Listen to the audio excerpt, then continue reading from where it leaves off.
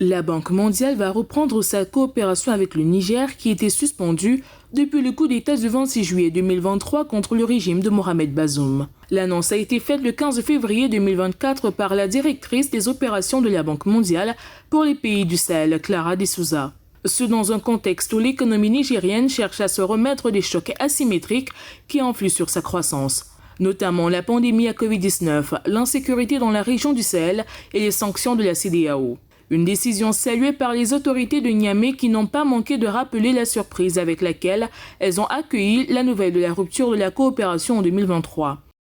Je ne crois pas avoir rencontré dans les textes de la Banque des mesures de ce type qui viennent soutenir une fermeture de frontières et qui viennent soutenir une sanction punitive allant jusqu'à des sanctions sur des produits de première nécessité.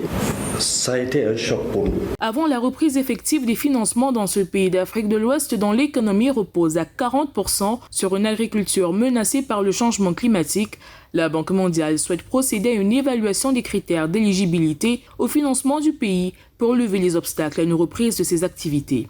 Comme vous le savez, l'évaluation